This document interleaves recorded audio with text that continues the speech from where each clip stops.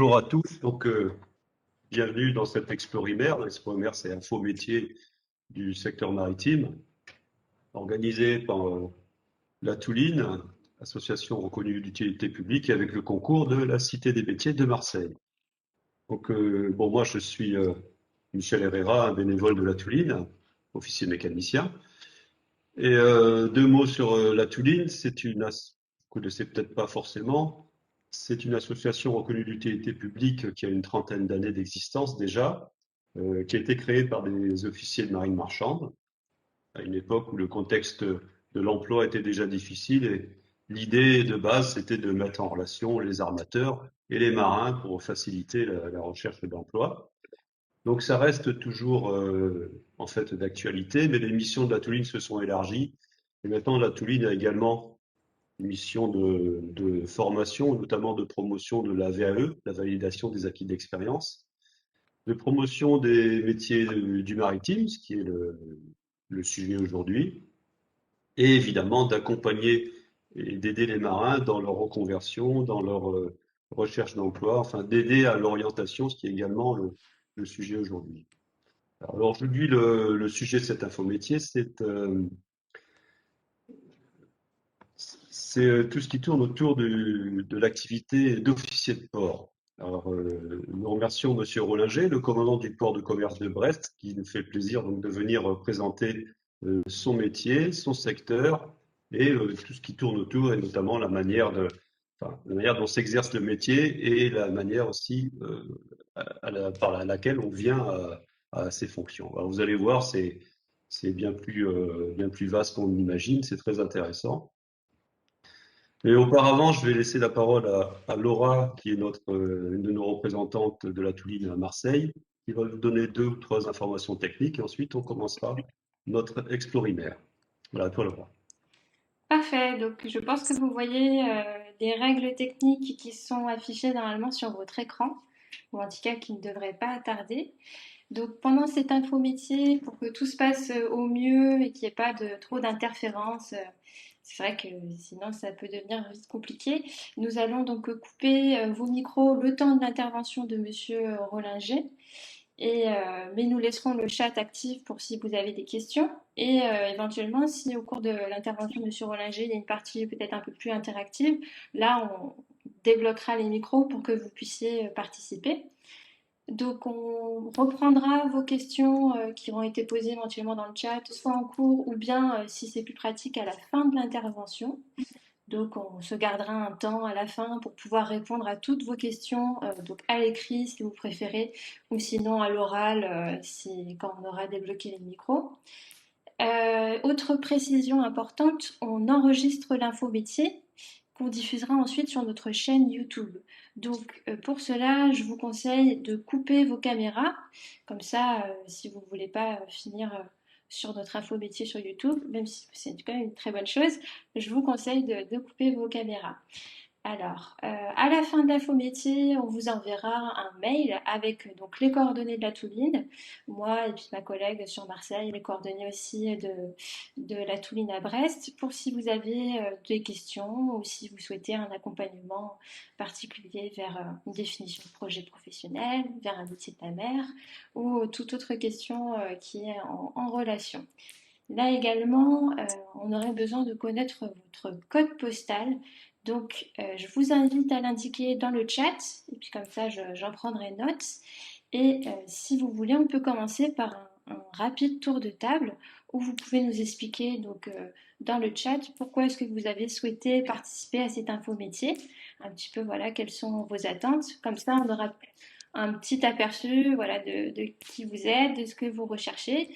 Et ensuite, je laisserai la parole à Monsieur Rollinger pour son intervention. Voilà, je vous laisse indiquer votre code postal si vous voulez bien, et puis un petit texte pour nous dire un petit peu voilà, qui vous êtes et ce que vous recherchez avec cet info métier. Voilà, la parole est à vous. Vous avez le chat qui doit être situé en bas à droite de votre écran et qui est représenté par une petite bulle.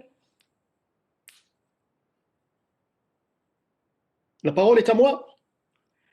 On va laisser juste les gens indiquer leur code postal et après, oui, D'accord, ouais, ok. ça Ok, sera à vous. Après, voilà, on se laisse 5 minutes. Si vous voulez l'indiquer plus tard, il n'y aura pas de souci. Juste voir que tout fonctionne bien. Et je vais arrêter le partage d'écran.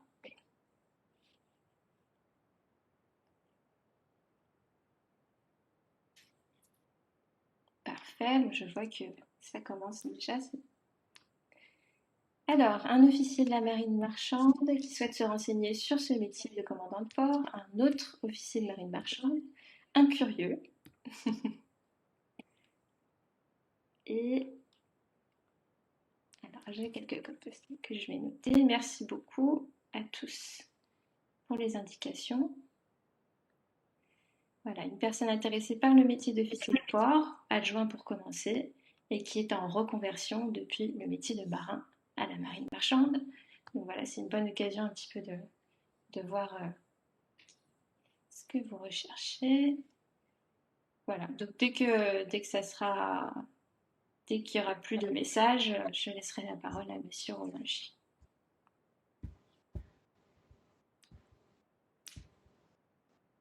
Je pense que c'est bon. Sinon, n'hésitez pas à mentionner votre code postal un petit peu plus tard si vous le souhaitez. Ah, plus de nouveaux messages, donc je laisse la parole à Monsieur Rollinger.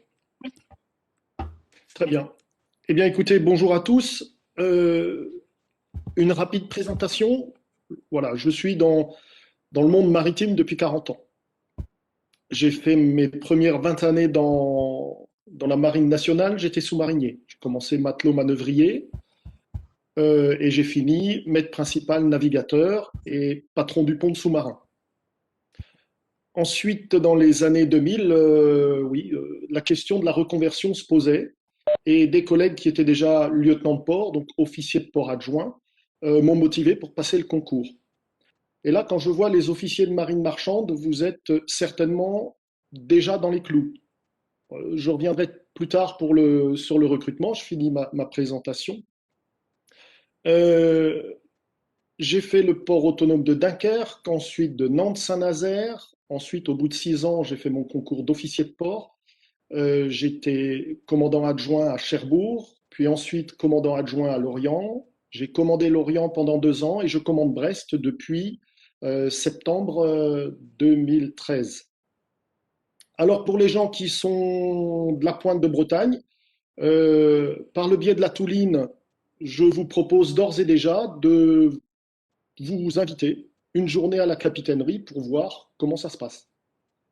Hein, il ne faudra pas hésiter à vous signaler à la Touline et puis on organisera ça. Vous passerez une journée avec moi ou avec mon adjoint, avec le lieutenant de port, et puis vous irez dans le détail. Alors, le métier d'officier de port adjoint et d'officier de port, c'est de la police portuaire. Comment on y entre? Euh, Pour le côté fonction publique, je suis fonctionnaire d'État. On y entre par concours. Alors, pour cette année, c'est un petit peu juste parce que le concours doit avoir lieu là, courant mars. Mais pour les gens qui ont déjà l'expérience maritime, je vous conseille de, ouais, pourquoi pas vous engager dans la démarche. Il faut une bonne année pour le préparer sérieusement. Vous pouvez trouver sur un site que je pourrais vous conseiller aussi, le site officierport.com. Vous pourrez trouver des préparations au concours. Ce sont les miennes que j'ai mis à disposition pour les gens qui veulent préparer le concours. Elles ne sont pas à jour, mais c'est fait exprès. Voilà, j'ouvre la petite parenthèse parce que comme ça, le candidat, à, il se force à les mettre à jour. Euh, Comme ça, c'est pas que du bachotage de petites fiches, on force à mettre à jour, quoi. Et après, avec mon mail, vous pourrez me contacter et puis je vous assisterai dans la préparation. Donc, la présentation du secteur. Alors, le secteur portuaire, il faut, il faut le gérer. C'est du domaine public, il faut le gérer, donc l'exploiter et le protéger. C'est le rôle de la police portuaire. D'accord?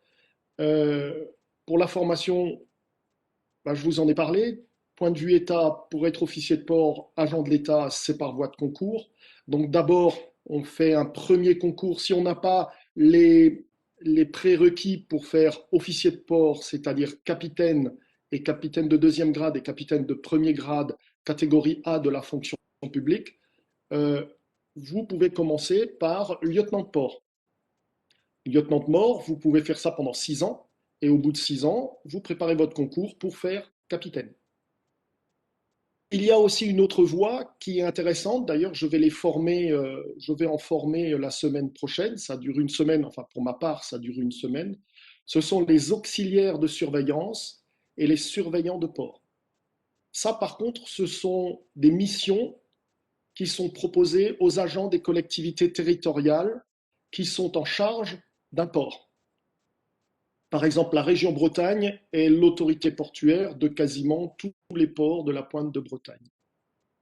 Alors la voie d'accès, c'est si vous avez déjà des prérequis maritimes, ça peut être par candidature spontanée pour être vacataire auprès d'une collectivité territoriale. Puis ensuite, creuser le sujet et voir par voie de concours ou je ne sais pas, je n'ai pas les détails, hein, pour être recruté en collectivité territoriale, il faut pouvoir faire vos recherches, pour rentrer au sein d'une collectivité territoriale et puis exercer la mission. Ça n'est pas un métier, attention, c'est une mission de surveillant de port ou d'auxiliaire de surveillance. Le travail est quasiment le même que les officiers de port. C'est accueillir le navire, etc. Mais je ne vais pas en dire trop parce que on va faire une petite animation pour voir un petit peu ce qui vous interpelle dans ce métier. Et puis ensuite, je pourrais répondre grâce à ce petit jeu, on va appeler ça un jeu, quoi. Donc voilà. Moi, je propose, pour continuer la discussion, je propose d'aller sur mon tableau blanc et puis on entame les échanges. Ça vous dit? C'est comme ça? Les animateurs, c'est bon pour vous? Allez, on y va. Alors attention, il faut partager l'écran. Il est là. Voilà. Voilà. Donc normalement, vous voyez tous mon tableau blanc police portuaire. Donc là, vous pouvez, si vous voulez, activer votre micro et puis me donner à quoi ça vous fait penser. Le mot police et le mot portuaire. Allez-y. Sécurité du port. Sécurité. Ah, ok, là, voilà. D'accord. Application des réglementations internationales. Ouais. Donc, texte.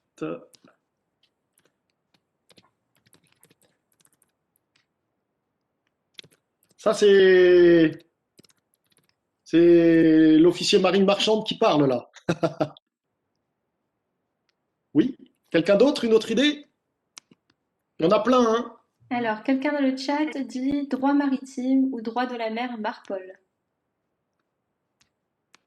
Oui. La Marpol. Pour ceux qui ne savent pas, hein, je dirais, je vais revenir dessus, hein. Après chaque proposition, je vais vous expliquer ce en quoi, quel est le rôle de la police portuaire. D'autres idées? ISPS, alors. Et on Oui. a donc dans le chat ISPS et on a également organisation et contrôle par l'État du port. Organisation du port et contrôle par l'État du port.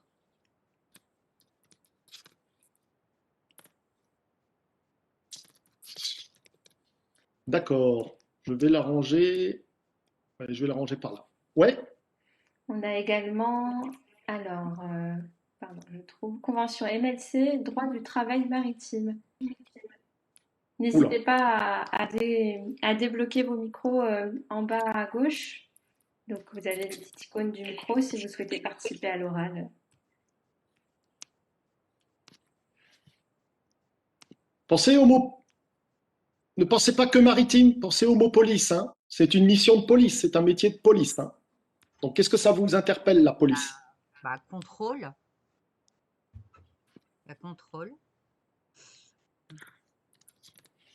Ouais. Et si vous êtes contrôlé et puis que ça se passe mal?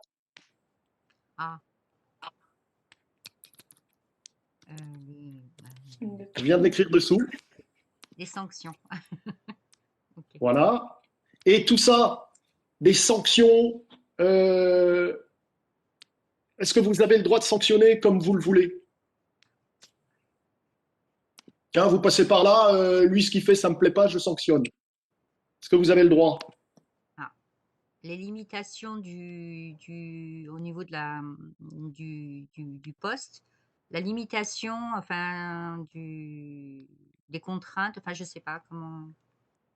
Sur lesquels? Sur le plan matériel ou sur le plan humain? Ou les deux? En fait, par rapport à la sanction, quelles sont mes limites, moi, en tant que policier, pour pouvoir, ça rentre dans la réglementation internationale, je pense. Voilà. On a loi pénale Alors, justice La qui est loi, proposée voilà. dans le chat. oui, voilà, je résume. Loi, règlement. Mm. D'accord? Si une sanction n'est pas prévue par la loi, si une infraction n'est pas prévue par la loi, eh ben, vous ne pouvez pas punir. C'est aussi simple que ça. Donc, sanction, on va le lier avec infraction. Parfait. On a également d'autres propositions sur le chat. Donc, on a Oui. prérogative, habilitation et service public. Également, troisième proposition, douane, relation douane. Alors, on va aller service public. Je prends. Qu'est-ce que vous m'avez dit encore? Prérogative et douane. Alors, Prérogative, habilitation, pardon, et douane. là, je fais de la dyslexie numérique. Douane. Voilà. Alors, prérogative, je pense que c'est en lien avec les agents.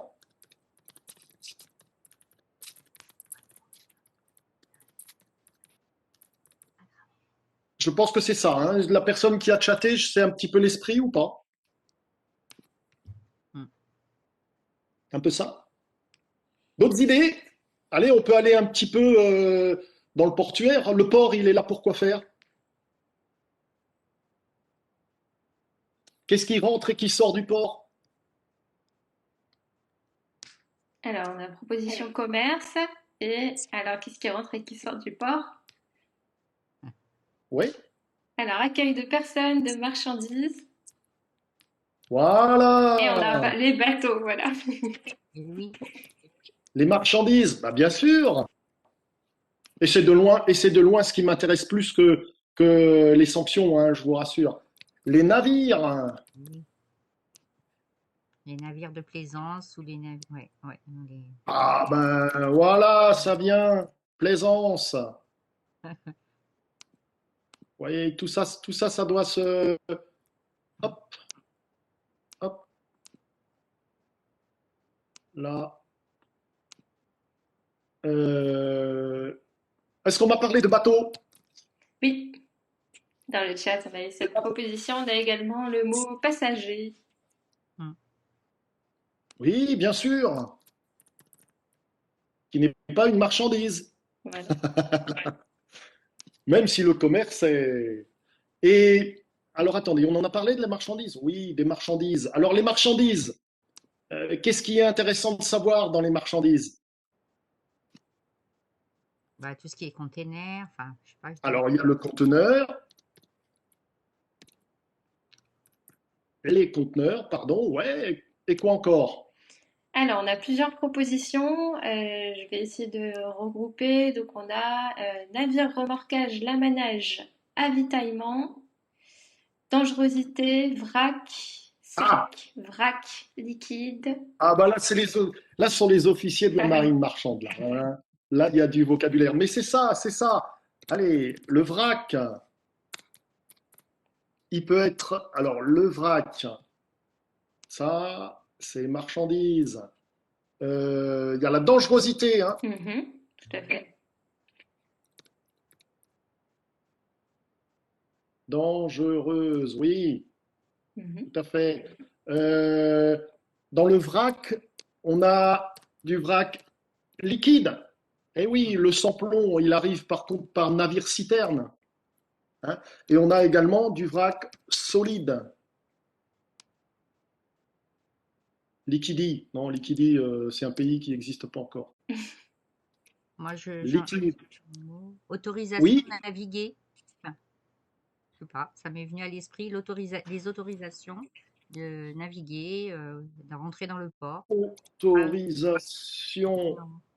Oui, On a dit. autorisation d'entrée. Mm. Donc, sortie. Mm. Oui, On a sur le chat dans une les autorisations. proposition qui a été faite sur l'idée de frontière internationale. Ah, ça sera côté douane. Mhm.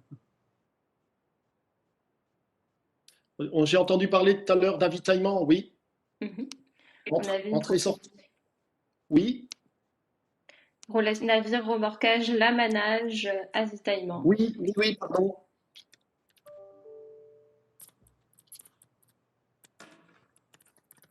Et les officiers de marine marchande, qu'est-ce qui va avec les trois? Pilotage. Ils vont dire, bah oui, évidemment. Ben oui. Bien, bah écoutez, ça cause là. Est-ce qu'il y a d'autres idées?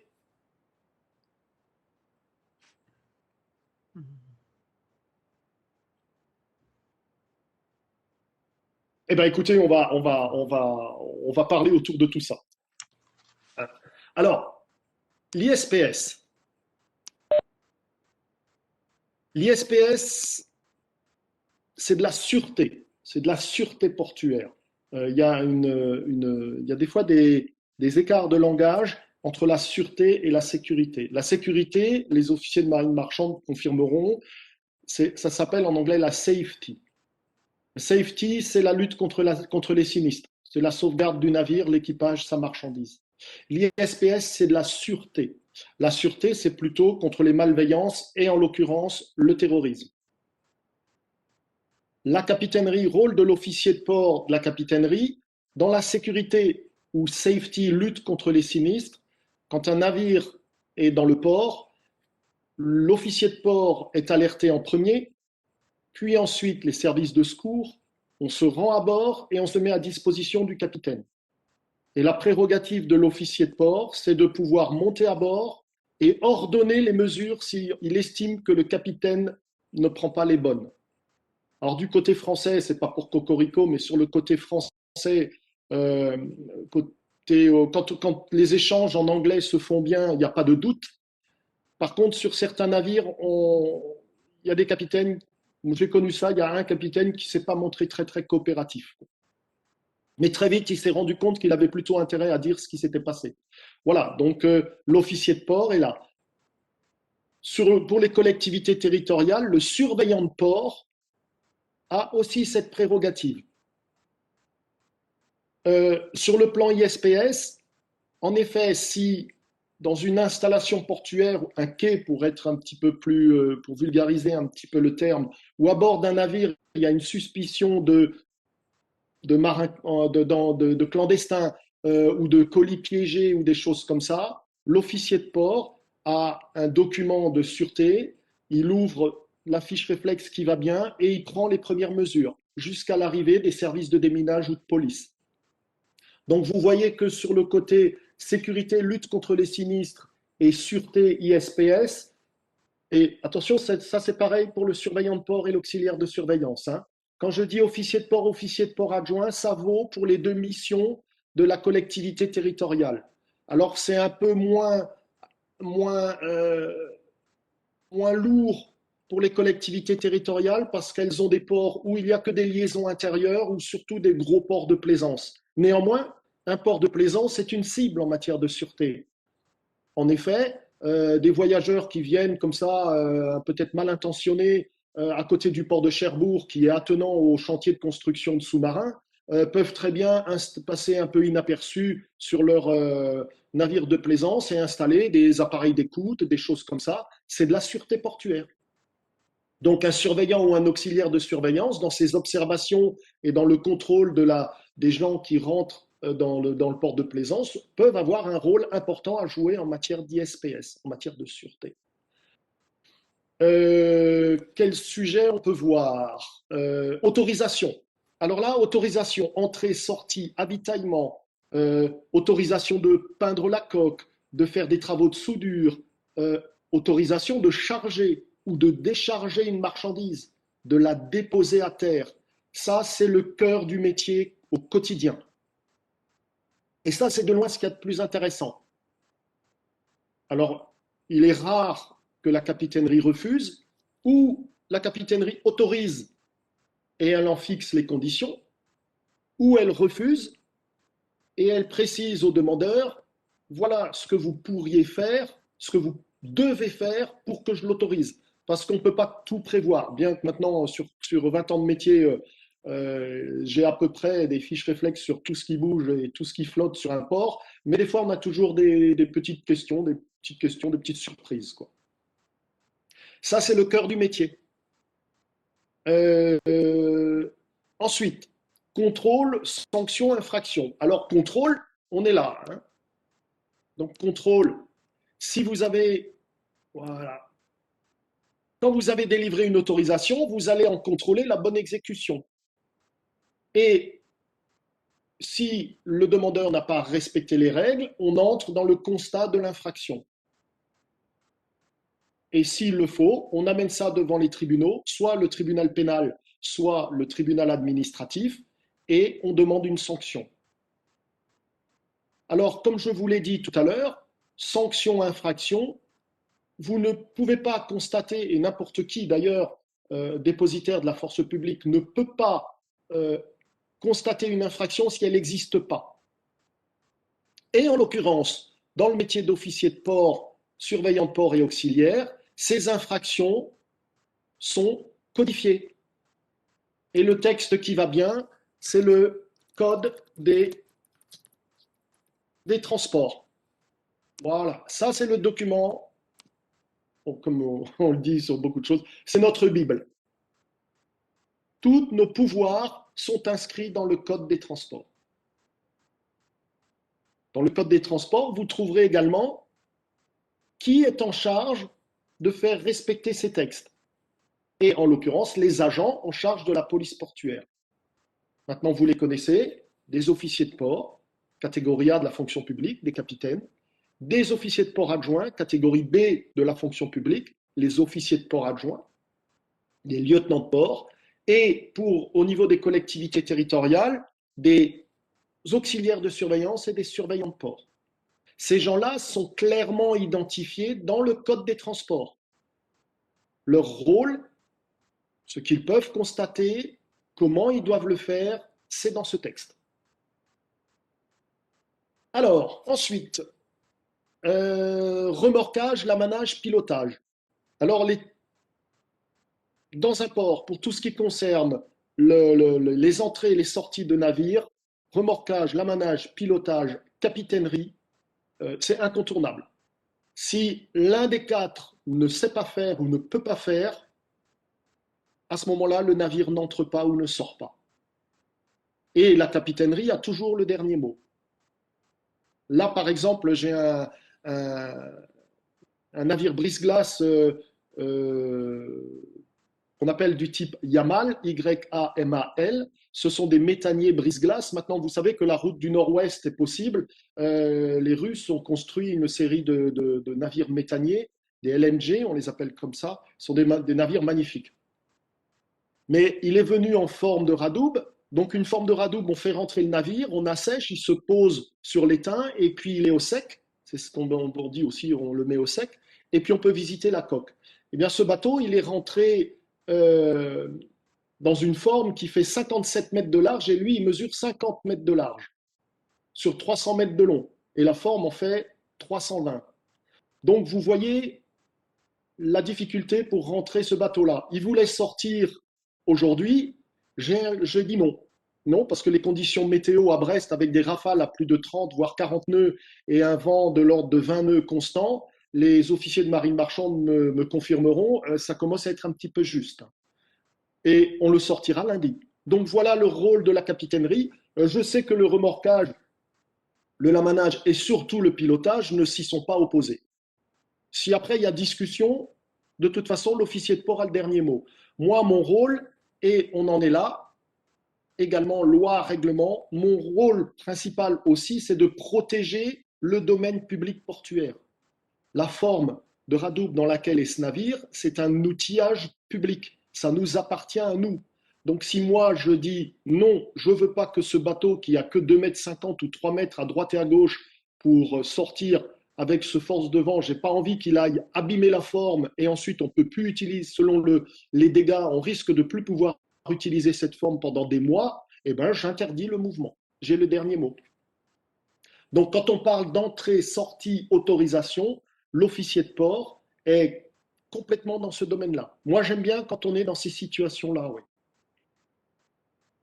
Alors, qu'est-ce qui rentre et qu'est-ce qui sort? Alors, on voit navire, bateau, quelle est la différence? Parce qu'on dit un bateau. D'ailleurs, quand on me dit un paquebot de croisière, je pense que les officiers de marine marchande, eux aussi, ça doit les énerver. Un paquebot, c'est un navire de croisière. Voilà, un paquebot de croisière, on ne dit pas ça. Par contre, un bateau de croisière, oui, ça existe. Ce sont des paquebots qui ne naviguent que sur les fleuves. Donc, vous l'avez deviné, navire, engin de transport flottant qui peut affronter les périls de la haute mer, donc il navigue en mer, et le bateau, lui, il est limité à la navigation fluviale. Alors, entre les deux, évidemment, parce qu'on ne fait pas les choses simplement dans le monde maritime, il y a les fluviaux maritimes. C'est-à-dire que ceux-là peuvent naviguer à la fois sur fleuve et à la fois en mer.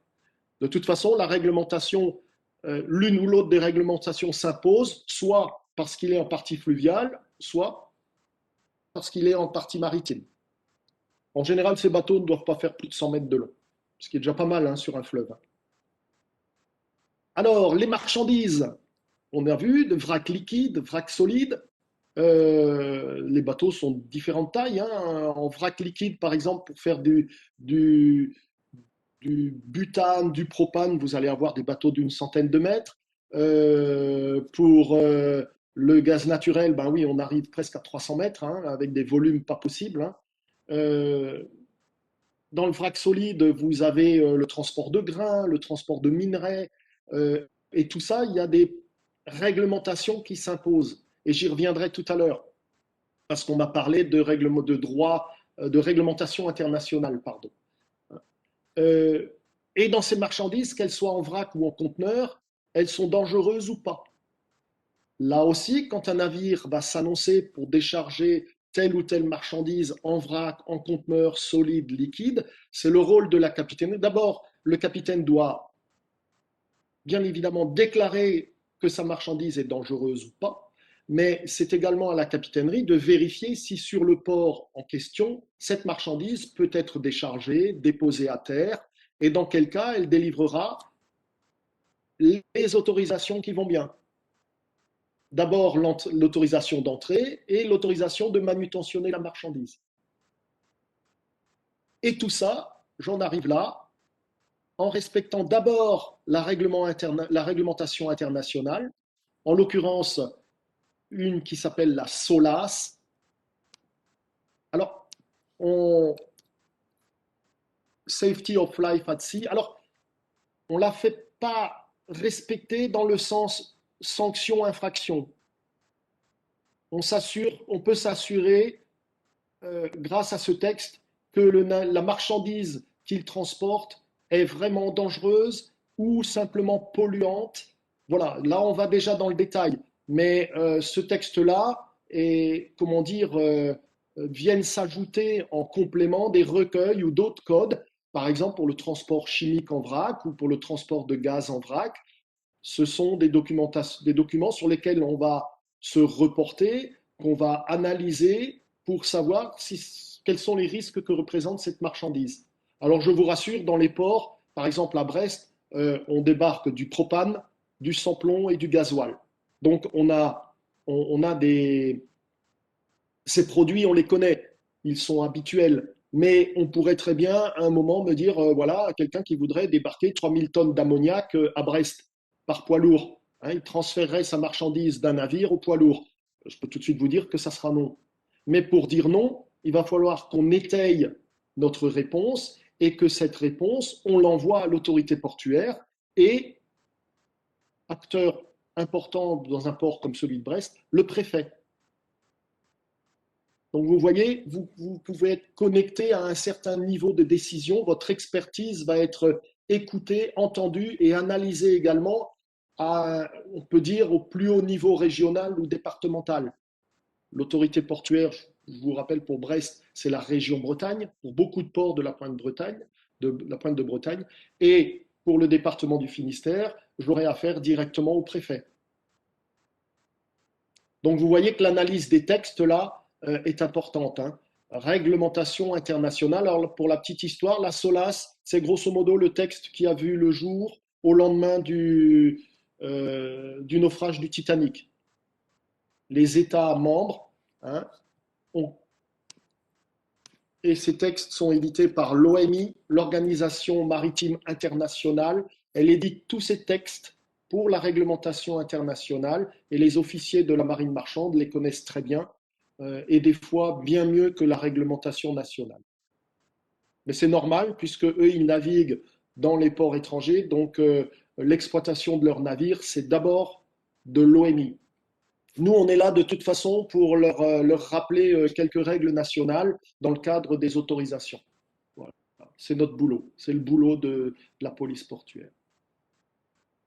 Ensuite, réglementation internationale, on peut aller ensuite, là en bas à gauche, parler de droit du travail maritime, tout à fait. Alors, on n'est pas compétent pour constater, sanctionner. Néanmoins, si par hasard j'ai affaire à un capitaine, je monte à bord d'un navire et que je vois grosso modo que le navire pue, qu'il est sale, je peux ensuite interpeller les gens du contrôle par l'état du port. Ce sont des inspecteurs du ministère des Transports. C'est un métier bien à part. Je ne sais pas si la Touline a prévu d'en interroger un, mais à ce moment-là, je saisis les inspecteurs du centre de sécurité des navires compétents pour le port et eux vont arriver à bord et commencer par faire ces vérifications-là. Et si en effet, ils observent des dérives au droit international du travail maritime, eux, ils iront dans les sanctions et les infractions. Ils peuvent même aller jusqu'à bloquer le navire dans le port. Alors ça ne m'arrange pas trop. Néanmoins, c'est la loi, c'est comme ça. Et on prendra acte de leur décision. Le navire ne pourra appareiller que si il s'est mis aux normes internationales en matière, par exemple, là, on évoquait le droit du travail maritime. Mais ça peut aller jusqu'à des infractions relevées sur le navire, son exploitation, ses déclarations, l'entretien de la machine. Voilà, c'est un navire, hein, il doit avoir subi des contrôles techniques, il doit être détenteur de titres de sécurité ou de navigation, comme votre voiture a une carte grise, une carte verte, etc. Et si là, il y a quelque chose qui cloche, ce centre de sécurité des navires peut bloquer le navire dans le port. Et là, on travaille à ce moment-là en relation avec elle, avec le centre de sécurité des navires ou chargé par les contrôles de l'état du port. Les douanes, on ne travaille pas trop avec eux, sauf en matière de sûreté. Si eux, ils ont des doutes sur des affaires de clandestinité et de choses comme ça, ils vont nous alerter. Et ils vont nous demander quel navire entre, quel jour, quelle heure, etc., etc. Mais on n'a aucune compétence en matière de constat d'infraction ou de sanction.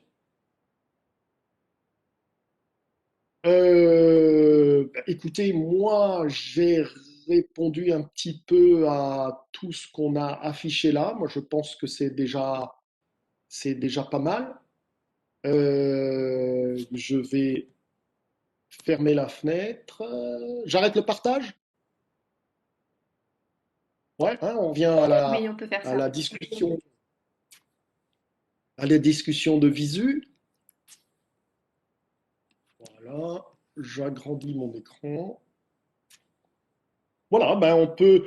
Alors, ou vous avez encore quelques questions à poser, ou alors on peut aller, si vous voulez, on peut aller, on peut revenir sur tout ce que j'ai dit en présentant le diaporama, la capitainerie. On peut faire ça. Alors, C'est comme les participants le souhaitent en fait. Si vous voulez, on peut faire une petite session. Voilà, il y a déjà une question qui a déjà été posée. On peut faire une petite session de questions. Donc, ceux qui le souhaitent, je vous invite à activer votre micro. Donc, en bas à gauche de votre écran, vous avez une option pour avec couper le son ou ou rétablir le son. Je viens de le faire, donc forcément, ça a coupé. Et je vous invite à poser vos questions. Donc, on peut commencer par Alors, la question de Michel. Michel, ouais, la journée type. Alors, l'officier de port, alors dans les collectivités territoriales, ça se passe pas tout à fait pareil. C'est plutôt du 8h midi, voilà. Mais l'officier de port, dans la plupart des ports, il prend son service à 6h ou à 7h et il fait un poste de 12 heures. Voilà, il fait 12 heures de jour, 24 heures de repos, 12 heures de nuit. Par contre, il peut également y avoir des ports qui marchent à la marée. C'est le cas de Roscoff, par exemple. Eh bien, c'est un créneau horaire organisé autour de la pleine mer. Alors, ça peut aller 2 heures avant la pleine mer jusqu'à 2 heures après la pleine mer, etc. Donc, c'est un peu particulier. Mais la majorité des ports, c'est H24, 7 sur 7. Alors, l'officier de port, quand il prend sa journée, il prend la relève avec celui qui a fait la nuit. Ils se disent, ben voilà, là, aujourd'hui, il va y avoir ci, il va y avoir ça. J'ai autorisé un avitaillement pour tel navire à tel poste, etc. Ensuite, il va voir sa journée à lui. Combien de navires vont rentrer? Combien de navires vont sortir? Est-ce qu'il va y avoir un navire à visiter? Est-ce qu'il va y avoir une marchandise à contrôler? Euh, et puis, il va faire une, deux, voire trois rondes dans la journée. Alors, Brest, c'est pas très. Euh, c'est quand même l'un des ports les plus décentralisés, les plus dynamiques, parce qu'on fait de la réparation navale. Je vous en ai parlé tout à l'heure. On reçoit de très gros navires. Et ça, on a l'œil dessus, parce que les travaux ne sont autorisés que par la capitainerie. Et on fait du conteneur et du vrac dangereux liquide. Donc, on est assez actif. On compte en gros entre 2 et 3 navires par jour, en entrée et en sortie. Parfait. Question sur le chat intéressante. Pouvez-vous décrire alors les conditions d'emploi, de travail et d'accès au métier? Oui, alors pour les agents de l'État, c'est concours, je vous l'ai dit, hein, ministère, vous allez sur ministère des Transports, vous tapez concours, officier de port adjoint, officier de port, vous y trouverez tout ce qu'il faut. Vous pouvez également aller sur le site officierport.com, toutattaché.com. Euh, le support, bon, j'ouvre la parenthèse parce que y a pas, de toute façon, il n'y a pas de raison de s'en cacher. Le support, entre guillemets, vous verrez, il y a une petite marque Force ouvrière, mais c'est comme ça. On vous oblige à rien. Enfin, c'est pas parce qu'il y a le logo que vous êtes obligé de cotiser ou quoi que ce soit. Mes fiches préparation concours, elles sont complètement accessibles. Vous les téléchargez, vous en faites après tout ce que vous voulez. Pour les collectivités territoriales, il va plutôt falloir se renseigner au niveau des collectivités territoriales, des propositions de postes, de surveillants de port ou d'auxiliaires de surveillance, candidature spontanée ou alors concours pour rentrer dans une collectivité territoriale avec l'objectif de pouvoir assurer les missions de surveillants de port et d'auxiliaires de surveillance. Alors, ce qu'il faut savoir, c'est tout récent et on a réussi à faire passer ça au niveau du ministère. Le recrutement, il faut essentiellement avoir une expérience maritime. Il faut avoir 3 ans d'expérience maritime pour faire lieutenant de port. Il faut en avoir au moins 6. Bon, ça va peut-être évoluer cette année pour faire officier de port. Donc, c'est-à-dire ce que j'ai fait moi, donc catégorie A. Mais on va également ouvrir les concours aux surveillants de port et auxiliaires de surveillance. Comme ça, ces gens-là, s'ils veulent passer de collectivité territoriale à agent de l'État, ça leur est possible. Nous, le but dans ce métier, c'est quand même d'avoir des connaissances maritimes, au moins pour être agent de l'État. Pour être agent des collectivités territoriales, c'est moins lourd parce que vous allez faire plus de plaisance et de pêche et votre expérience, vous la ferez sur le tas. Tout ce qui est demandé aux surveillants de port, c'est d'avoir un permis côtier. Ou permis côtier simple, ou permis côtier avec option hauturière, si le port le nécessite, c'est-à-dire qu'il y a une activité qui n'est pas que plaisance, mais il peut y avoir une activité commerce, c'est-à-dire des rotations quotidiennes, des petits transports de passagers, ou comme Granville, par exemple, il y a un petit trafic de pas du jus de poisson, enfin un petit produit comme ça, il y a un petit navire citerne qui vient de temps en temps, c'est du commerce. Donc là, il va falloir le permis hauturier. Voilà, là c'est pareil, il faut aller creuser du côté des collectivités territoriales. Et donc après, force d'une expérience, on n'a pas encore fixé entre 3 ans et 6 ans d'expérience de surveillant de port et d'auxiliaire de surveillance, mais vous pourriez passer le concours de lieutenant de port. Et ensuite, vous mettez le pied dans la fonction publique d'État et si vous êtes mobile, de toute façon c'est une condition, ce seront d'abord les grands ports maritimes et surtout les ports du Nord. Voilà. Est-ce que ouais, je pense avoir répondu à la question. Quels sont Alors j'ai les... vu aussi, ouais, qu'est-ce que la convention, qu'est-ce que Marpol? Alors Marpol, c'est un petit peu comme la SOLAS, c'est un document de l'Organisation maritime internationale. Marpol, c'est Maritime Pollution. Voilà, c'est un document qui fixe des règles pour le transport de marchandises polluantes, comme le pétrole en vrac et choses comme ça. Après, vous avez d'autres documents qui viennent s'additionner pour la construction même du navire. Mais bon, voilà. La Marpol, vous avez plusieurs annexes. Par exemple, les déchets des navires et de résidus de cargaison, c'est la Marpol annexe 6 ou annexe 7, quoi. L'annexe 1, par exemple, c'est pour le transport des hydrocarbures.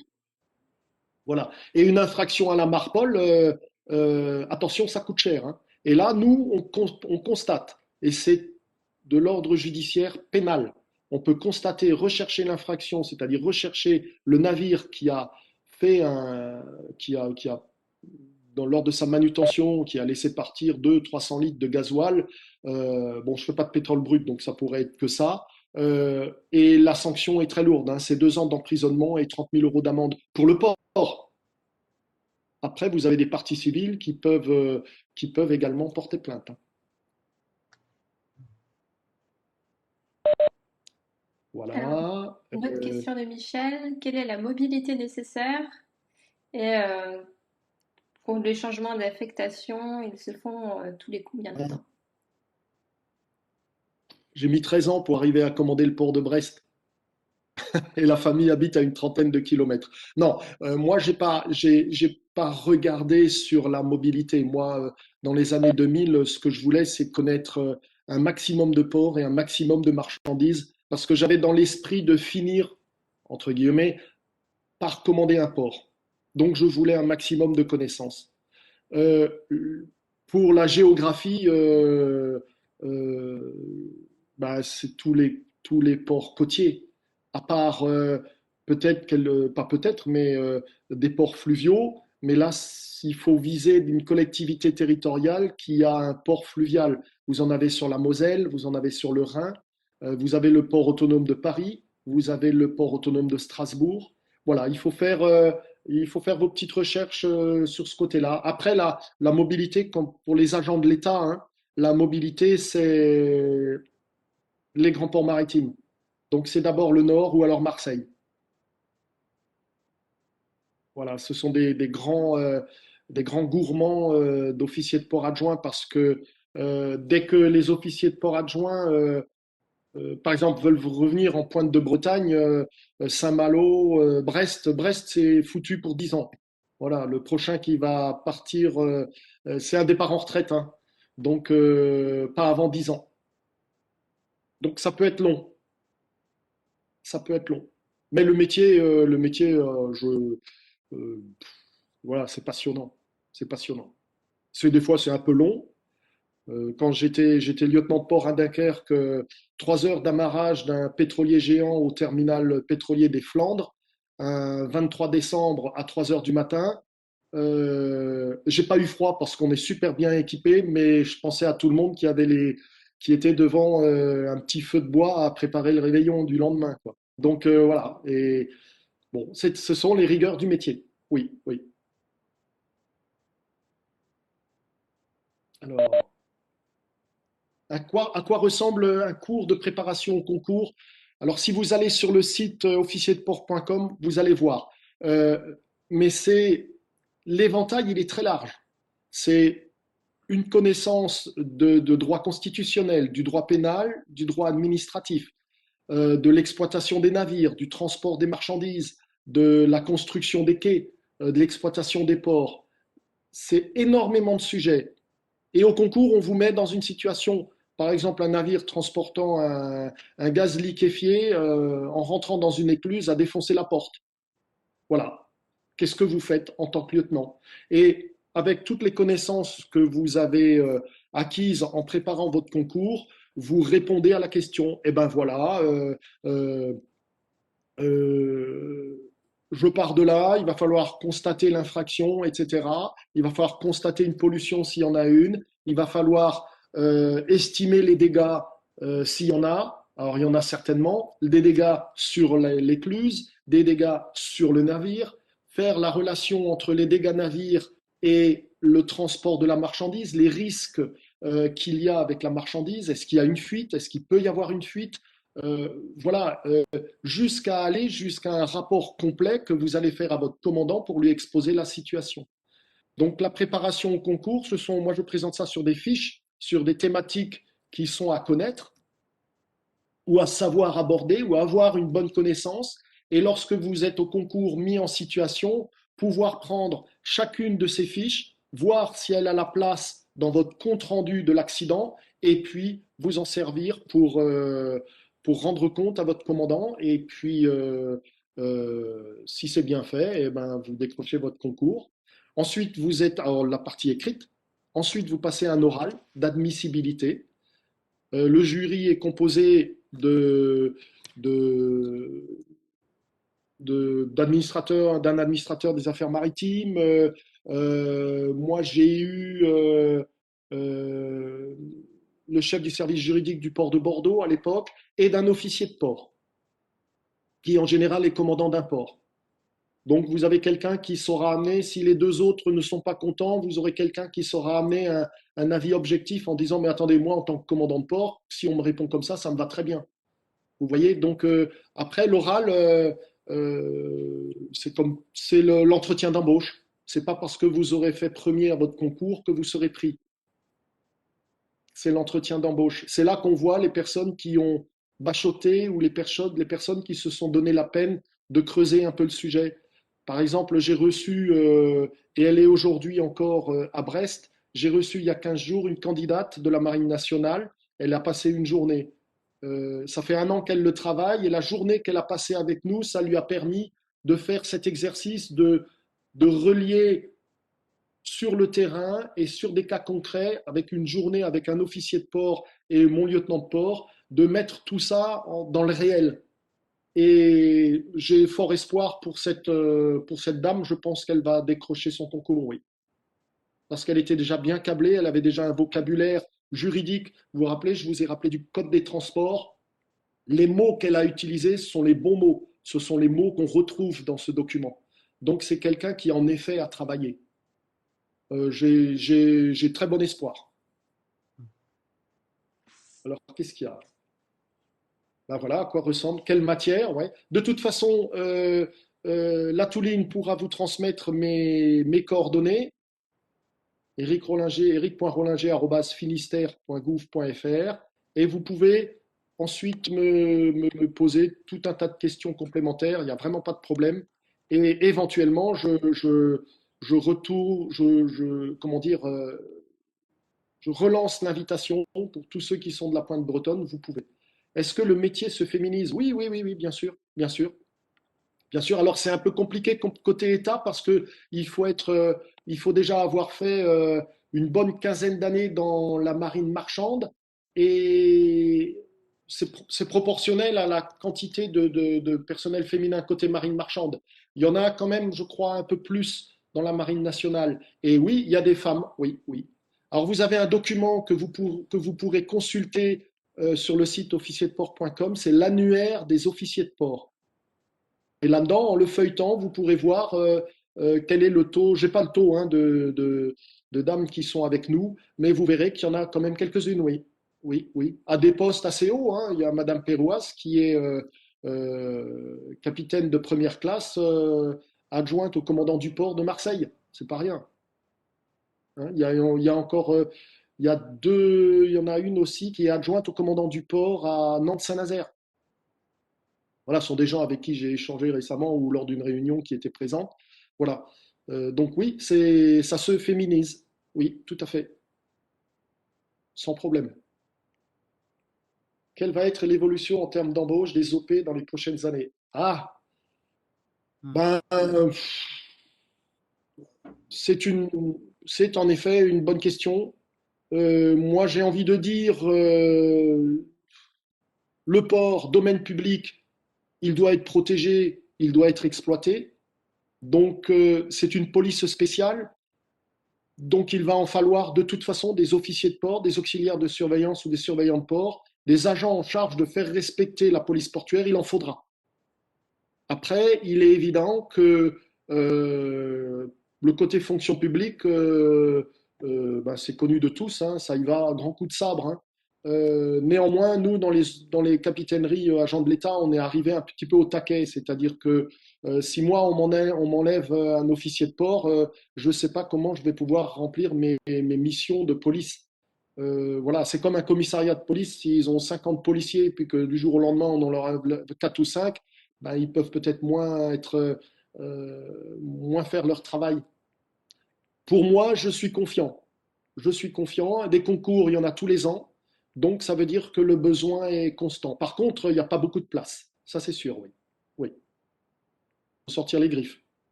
Les critères d'âge, euh, désolé, je ne les ai pas. Je ne les ai pas. Je crois que c'est 42. Je crois que c'est 42 pour le concours. Alors là aussi, c'est un c'est peut-être sujet à évolution. Il faut, chaque année où vous voulez vous proposer, vous présenter au concours, les règles, les prérequis peuvent évoluer d'une année sur l'autre. Moi, avoir un lieutenant de port de 45 ans, j'en ai rien à faire.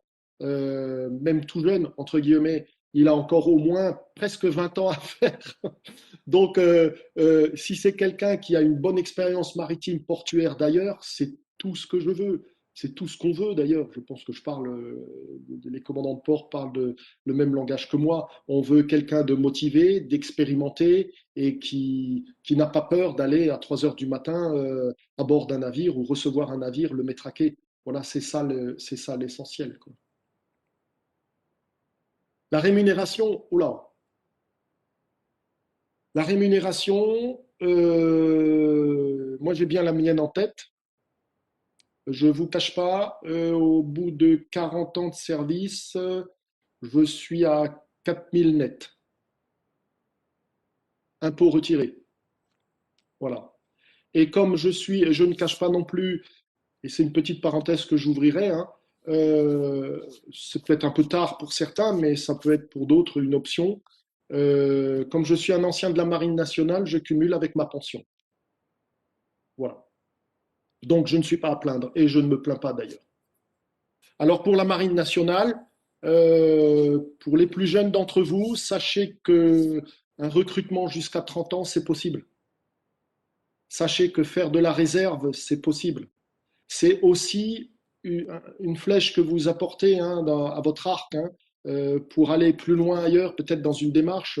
Pour les plus jeunes, hein, j'ai une expérience maritime, ça m'a plu, ça m'a pas plu, bref, dans la marine nationale. Il y a des règles d'embauche dans la marine nationale qui ont beaucoup évolué. Si vous voulez faire du RH ou de la restauration près de chez vous en étant marin, il y a des formules qui existent. Enfin, marin d'État, il y a des formules qui existent. Il ne faut pas hésiter non plus. Bon, après, si c'est pour embarquer, c'est difficile. Enfin, c'est difficile. Moi, j'ai aimé mes 20 ans de marine, j'ai aimé. Mon épouse aussi, parce que comme ça, j'étais pas à la maison pendant un certain temps de l'année.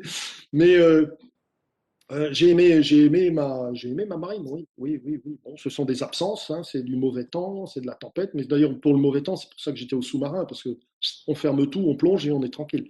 Mais bon, voilà, il y a cette voie-là aussi pour les plus jeunes, hein, n'hésitez pas à creuser. Mestrance recrute, oui, exact, Michel, oui. Oui. C'est jusqu'à 30 ans maintenant, je crois. C'est pas rien, c'est pas rien. Les qualités et compétences requises. Euh, Être, comment dire, c'est du service public. Donc il faut être, déjà vis-à-vis d'un capitaine ou vis-à-vis d'un usager du port, il faut être accueillant, il faut être sûr de ses réponses. Vous êtes dépositaire d'une autorité, donc voilà, faut pas s'énerver, faut pas envoyer des mails assassins, parce que maintenant ça se fait assez facilement. Il faut savoir expliquer un contexte, il faut savoir expliquer une sanction, une infraction. Voilà, il faut être pédagogue. Ça, ce sont les qualités. Les compétences, je vous en ai parlé. Pour faire officier de port adjoint, officier de port, il faut avoir navigué. Voilà. Ou avoir des compétences en tant qu'auxiliaire de compétences expérience, hein, en tant qu'auxiliaire et surveillant de port en collectivité territoriale, port de pêche ou port de plaisance. Après, il faut attention. Je vous ai parlé tout à l'heure d'aller accoster un pétrolier géant pendant 3 heures. Ça va même durer 4-5 heures même. Le terminal des Flandres, il est en pleine mer quasiment, hein, l'hiver sous une tempête. Voilà. Ça, c'est pas des compétences, mais ce sont des qualités. Faut être robuste. Parce que si vous êtes dans un port qui marche H24, vous serez éveillé toute la nuit. Si vous êtes auxiliaire de surveillance ou surveillant de port, non, vous serez ouvert. Il n'y en a pas beaucoup. Je crois qu'il y a Granville. Euh, il y a deux ou trois ports décentralisés comme ça où les gens peuvent travailler la nuit, mais voilà. Si vous faites agent de l'État, officier de port adjoint, la nuit, il faut s'y attendre. Le niveau d'anglais, il est éliminatoire. Exact. C'est bien, très bonne question. Il est éliminatoire au concours d'officier de port, officier de port adjoint. Si vous avez un niveau TOEIC 2, ça passe. C'est ce que j'ai, moi. Donc il faut une préparation en anglais. Alors il faut savoir parler l'anglais, ben, boire, manger, dormir, mais aussi savoir parler anglais. Vous voyez, je vous ai parlé de la Marpol, de la SOLAS. Voilà, ce sont des documents lors de votre concours en anglais qui vous seront demandés lors du thème ou de la version. Voilà. Alors, quels sont les autres métiers possibles? Par exemple, pour une personne qui est passionnée par le secteur, d'accord, électricien, menuisier, les compétences sont-elles transférables sur un autre métier? Réparation, entretien de bateau. C'est pas tout à fait mon domaine. Hein. Là, il faut. Alors, c'est pas transférable, sauf si vous avez des fonctions à bord d'un navire comme chef de compartiment, etc., un niveau d'emploi en tant qu'électricien ou mécanicien, vous pouvez prétendre au concours de lieutenant de port. Là, comme ça, je vous ai dit, ça peut évoluer. Je ne suis pas dans le circuit, mais il faut aller sur le site de préparation du concours du ministère et y mettre les prérequis. Ça, c'est une chose. Ensuite, si vous voulez travailler sur les chantiers, là, ce sont des candidatures spontanées qu'il faut envoyer aux chantiers de réparation et d'entretien. Ouais, ouais, ouais. Par contre, on travaille beaucoup avec eux. Oui, bien sûr. Un chantier ne peut pas mettre un navire à l'eau sans que la capitainerie ne l'ait autorisé. Un chantier ne peut pas faire de travaux à bord, surtout à chaud et à proximité de capacités ou de citernes qui ont contenu du gasoil ou des choses comme ça, sans l'autorisation de la capitainerie. Voilà une facette côté chantier, etc. Une facette police portuaire que je pratique moi tous les jours avec Damen, hein, qui est le grand chantier de réparation et d'entretien sur Brest. Et ça se passe super bien. Et c'est très intéressant parce que on peut aller dans les plans du navire, on peut aller jusqu'à des échanges à bord avec les capitaines. Ouais, c'est intéressant. Moi, j'aime beaucoup ce côté-là. Oui, on pourra en parler avec Madame Mehdi si elle le souhaite, voilà, pour voir un petit peu les autres métiers de la mer. S'il y a d'ailleurs d'autres participants qui aimeraient aussi aborder ce type de sujet, ben, n'hésitez pas à nous contacter après, on vous donnera nos coordonnées dans le mail à la fin. Voilà, s'il y a encore d'autres questions. N'hésitez pas à Donc activer votre micro. Pardon. je rappelle, hein, pour venir, si vous voulez creuser le sujet à Brest, on peut, un geste barrière, machin, mais on y arrive. Il n'y a pas de problème.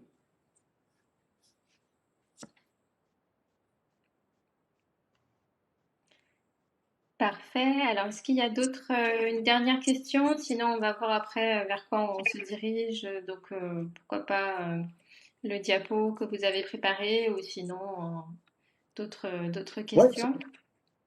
ça va peut-être susciter des questions, Diaporama. Parfait. Donc, je l'ai préparé. Je vais l'afficher. Vous me direz si vous le voyez bien. C'est le sujet de la capitainerie ou de l'escale? La capitainerie, oui. La capitainerie. Ça va reprendre un petit peu tout ce que j'ai dit. Quelques instants, ça devrait apparaître.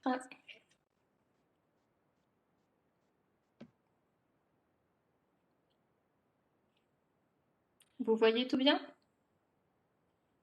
Ouais, et c'est pas la première Ah, pardon. diapo, si vous pouvez. Voilà, on monte.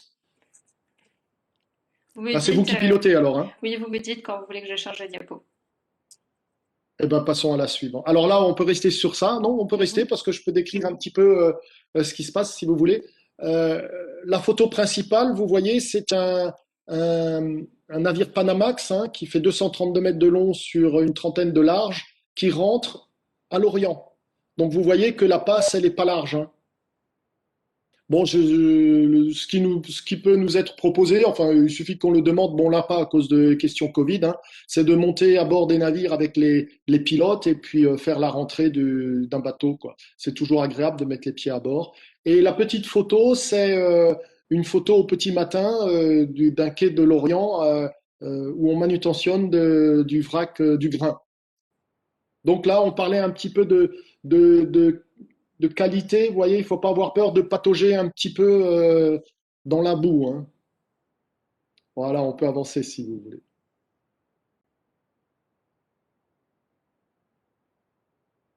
Donc on va prendre ça va reprendre tout ce que je vous ai dit. Hein. D'abord, le port est un espace réglementé. Ensuite, comment on exploite le port. Et ensuite, les missions de la capitainerie, la police portuaire.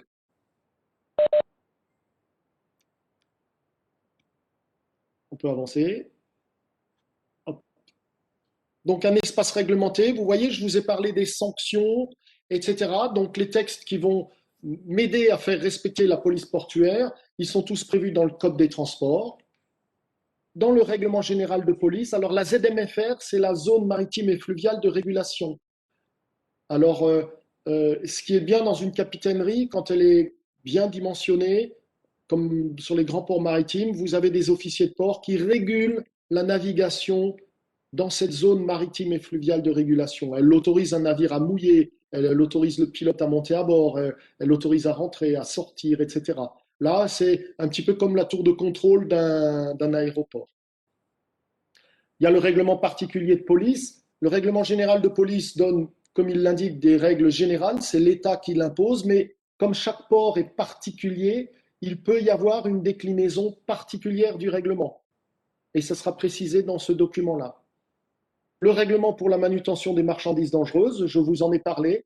Hein, c'est un règlement d'ordre général imposé par l'État, mais également pour chaque port, il y a un règlement particulier. Par exemple, si le RPM, d'une manière générale, on autorise la manutention de munitions, c'est de la classe 1, dans le règlement particulier de Brest, on l'interdit parce que les quais sont trop près de la ville pour autoriser la manutention de munitions. Les directives de l'Union européenne et également, on en parlait tout à l'heure aussi, les textes de l'Organisation maritime internationale. Et ça, c'est l'image suivante.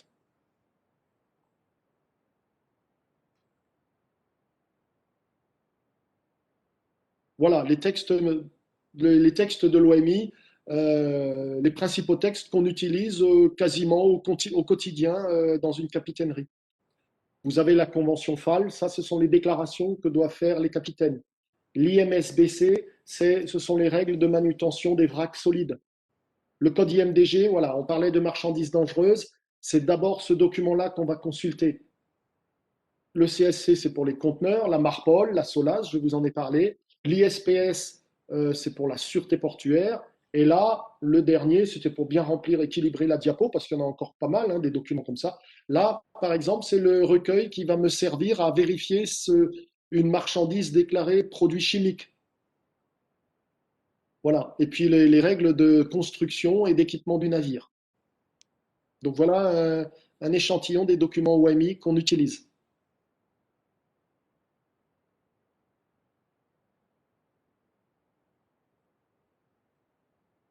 Alors, ah, c'est dans l'autre sens. Ouais. Ah, Ouais. pardon. C'est bien Ouais. celui-là? Exploiter le port, voilà. Marqué, j'aurais pu ouvrir le mien et puis piloter. Bon, c'est bien comme ça. Alors, les ports, des activités différentes. Commerce, pêche, plaisance. Un port peut regrouper les trois. À Brest, par exemple, j'ai sous mes compétences la partie commerce, la partie pêche et la partie plaisance. Et les ports sont également des formats variables. Les grands ports maritimes.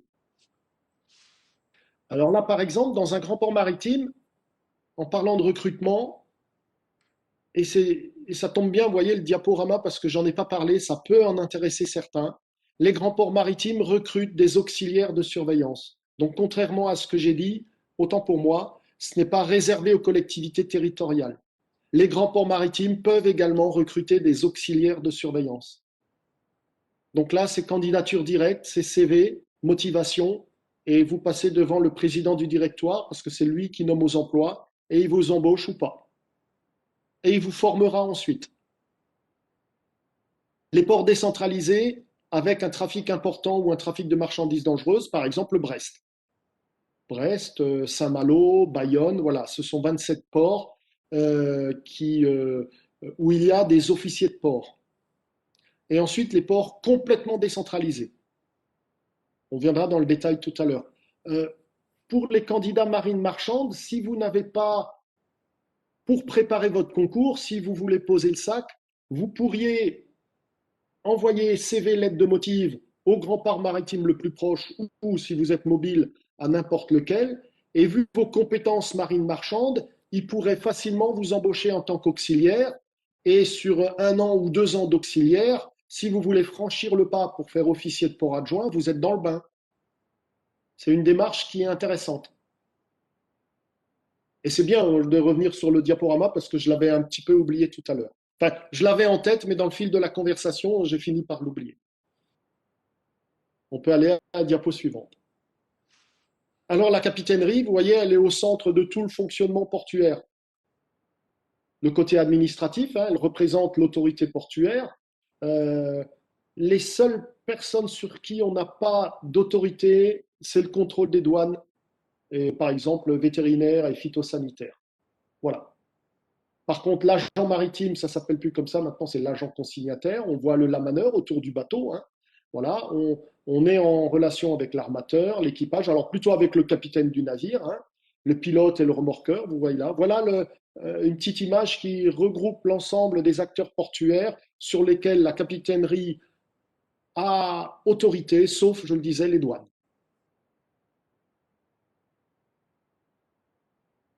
Et exploiter le port, c'est mettre tout ça en musique, et on est là pour ça.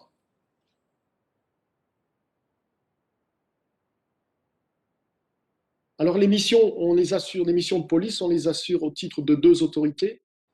La I3P, Autorité investie des pouvoirs de police portuaire, on fait de la police du plan d'eau, la police des marchandises dangereuses et l'information nautique. Et l'autorité portuaire, qui est l'exploitation pure et la protection du domaine public maritime. L'exploitation, c'est un armateur ou un usager du port veut charger ou décharger une telle ou telle marchandise de telle ou telle qualité dans le port de Brest, eh bien, on va aller chercher dans les documents OMI qu'est-ce que la réglementation internationale impose, une liste de contrôle, des choses comme ça. Est-ce que cette marchandise est dangereuse ou pas? On va étudier la question. Et ensuite, en fonction de la longueur, largeur et surtout tirant d'eau du navire, on va dire votre bateau pourra rentrer tel jour, telle heure, à tel poste pour décharger votre marchandise ou la charger. Voilà, ça c'est le travail du quotidien. Franchement, à chaque escale, on analyse l'escale et on vérifie tout ça. Ensuite, on fait de l'AI3P, de la police du plan d'eau, on autorise le navire à rentrer. Si c'est une marchandise dangereuse, eh ben, on fait de l'AI3P en vérifiant les bonnes conditions de dépôt à terre ou de manutention de la marchandise. Et puis s'il y a un accident, on ira faire de la police de la protection du DPM, c'est-à-dire qu'on ira constater l'accident pour forcer celui qui a commis l'accident de nettoyer le quai, le plan d'eau et de le réparer éventuellement.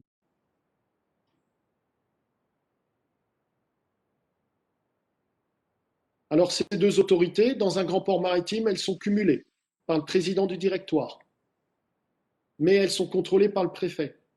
Dans les ports décentralisés avec marchandises dangereuses, le cas de Brest par exemple, Bayonne, je vous ai dit, Sète, Saint-Malo, Bastia, tout ça, il y a deux autorités.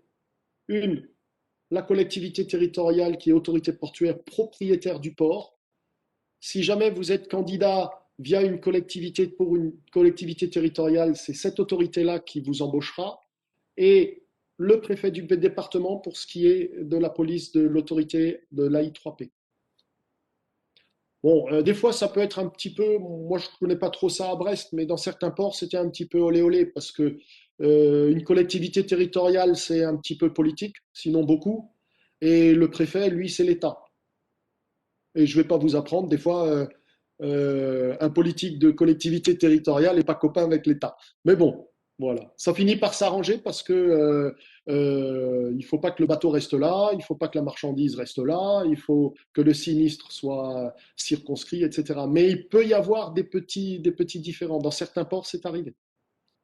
Et enfin, les ports complètement décentralisés, c'est-à-dire que AP et AI3P, c'est la même personne. C'est l'exécutif de la collectivité territoriale ou du groupement de collectivités. Et là, ce sera quelqu'un que vous contacterez si vous voulez faire surveillant de port ou auxiliaire de surveillance.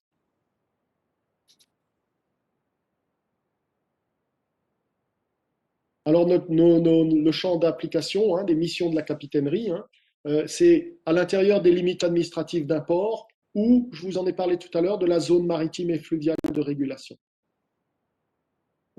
Par exemple, dans la ZMFR, on s'occupera des mouvements et des mouillages du navire. Pour les secours, ça sera le CROSS, Centre régional opérationnel de surveillance et de sauvetage.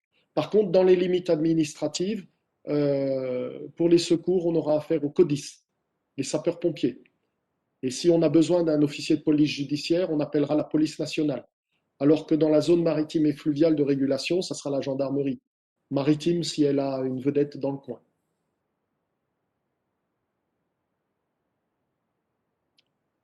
Alors là, je vous montre le trajet d'un navire.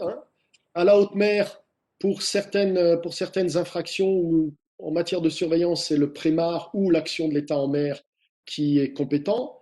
Dans les eaux territoriales, c'est le prémar, l'action en mer. Dans la zone maritime et fluviale de régulation, c'est à la fois le prémar et le préfet du département. Lorsque le navire est taqué dans les limites administratives du port, les autorités compétentes, c'est que le préfet, l'autorité portuaire et la capitainerie qui représentent les deux. Et ensuite, quand le bateau a fait sa petite opération, il ressort, il retransite par la ZMFR, il repasse dans les eaux territoriales et enfin, il se trouve en haute mer. Alors, quand je dis prémar et AEM, c'est que pour certaines infractions ou certains délits, ce sont des problèmes de pollution, trafic de drogue, etc. Par contre, à bord s'applique le droit du pavillon, c'est-à-dire que si votre navire navigue sous pavillon français, c'est le droit français qui s'impose. En plus des textes internationaux, parce que si vous allez dans un port international avec votre marchandise, etc., vous allez devoir, je vous ai parlé de certificats de navigabilité, etc., vous allez devoir les présenter. Donc, mais en droit, j'allais dire, au regard du droit du travail, etc., ça sera le droit français. Alors, les officiers de marine marchande vont parler du pavillon, entre guillemets, de complaisance français. Néanmoins, J'irai pas dans ce détail-là. Si vous naviguez sur un bateau sous pavillon panaméen, eh ben, ce sera le droit du Panama. Vaut mieux le complaisance français, à mon avis, hein. Voilà, c'était la petite parenthèse de la haute mer.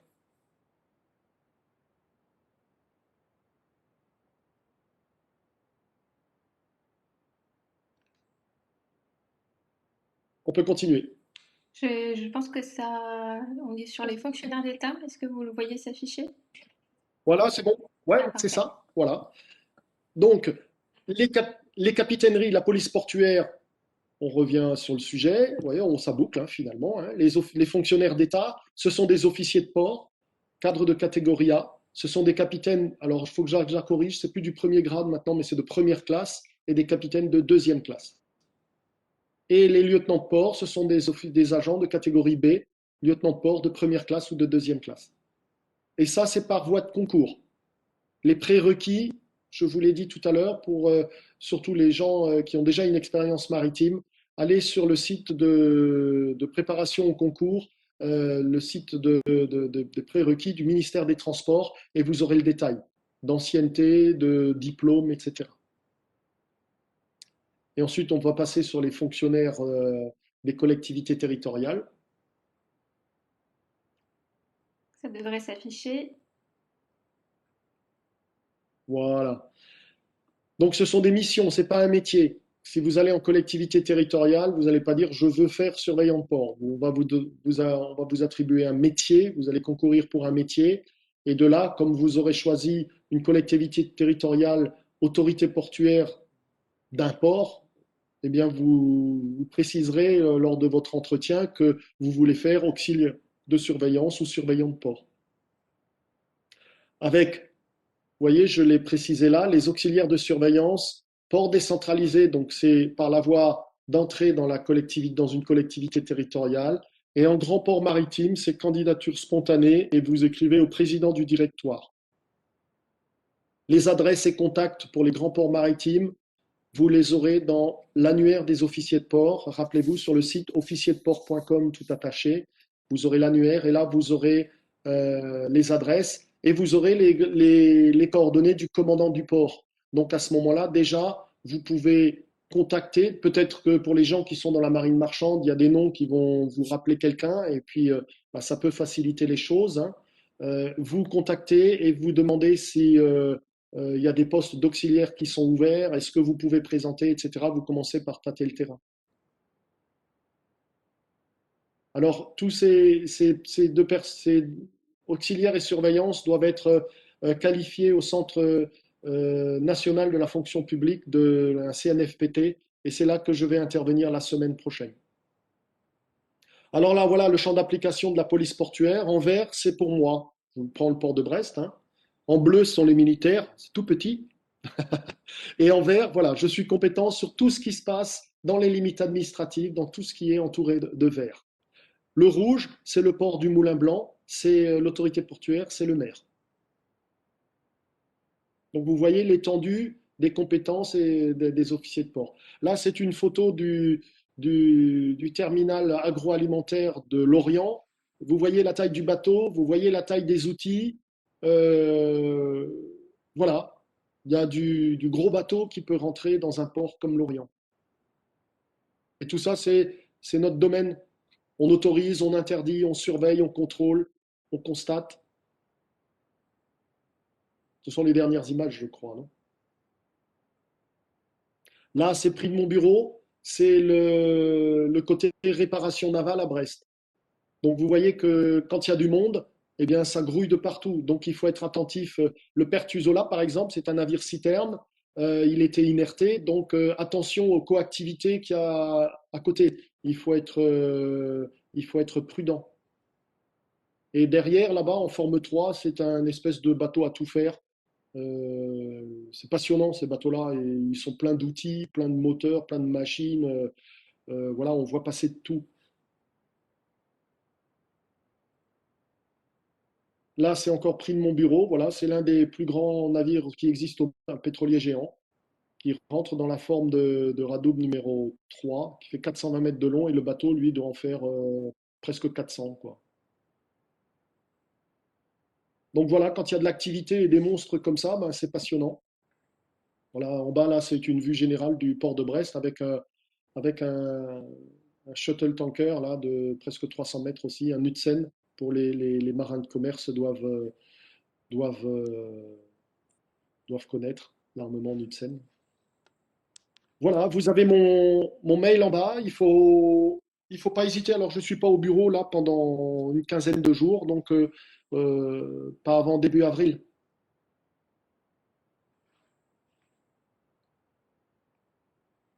Voilà. Et merci beaucoup pour cette présentation très dynamique et vraiment très intéressante, Monsieur Rollinger. Je vous Merci. propose que si jamais vous avez quelques questions, qu'on en profite, voilà, pour un petit peu terminer cette info métier. Et après, donc on aura quelques petites informations à faire passer. Donc allez-y, si vous avez des questions, n'hésitez pas à réactiver votre micro et à intervenir, ou bien par le chat si vous préférez. Je vous en prie. Moi, je vais prendre la parole.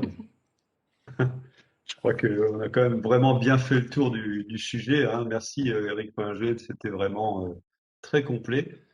Euh, merci beaucoup aussi de votre proposition de venir, pour ceux qui habitent la région brestoise, de pouvoir venir découvrir le métier in situ, hein. C'est vraiment formidable, ça. C'est pas tous les jours c'est pas chaque fois que les intervenants peuvent nous proposer ce genre d'activité. Donc, il faut vraiment saisir l'occasion pour ceux qui sont dans le coin. Euh, bon, c'est le moment des remerciements. Merci une nouvelle fois à la Cité des métiers de Marseille qui met à disposition Webex, le système de visioconférence. J'espère quand même qu'un jour prochain, on pourra se réunir en présentiel. Ce sera quand même beaucoup plus vivant, mais bon, pour l'instant, ça marche. Et le prochain rendez-vous qu'on aura, ce sera le 9 avril. Ce sera sur l'ingénierie maritime, le métier autour de l'ingénierie maritime. Donc, quelqu'un d'une grande société d'ingénierie viendra, plusieurs personnes peut-être viendront présenter, toujours en visioconférence, ces métiers. On parle des métiers de la navale plutôt. Voilà. Voilà, ben merci à tout le monde d'être venu, d'avoir participé. Et écoutez, je vous souhaite une bonne fin de journée à tous. Encore merci, Monsieur Rollinger. J'espère qu'on pourra se croiser. Je vous souhaite également une bonne fin de carrière. Je crois que vous allez changer de port dans quelques temps, si j'ai bien Non, compris. j'ai essayé. Je suis trop Ah, vieux. bon, ça n'a pas marché. Bon, bah Bon, écoutez. c'est pas grave. C'était une expérience de se vendre, de faire la démarche. Ça a bien, D'accord. ça, ça a bien connecté, ça a bien matché, mais peut-être un petit peu ancien. Voilà. Ah bon, bah écoutez, hein, bon, on a C'est pas connu ça grave. dans toutes les grandes organisations, puisque moi j'ai pas Exact. mal pratiqué la marine nationale aussi, on sait bien ce que c'est.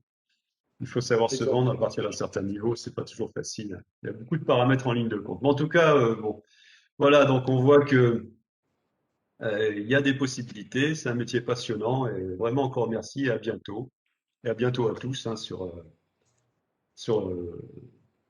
comment dire, la visioconf, les explorimères de la Twin. J'ai oublié le mot. Voilà. Très bien. Merci. Merci beaucoup.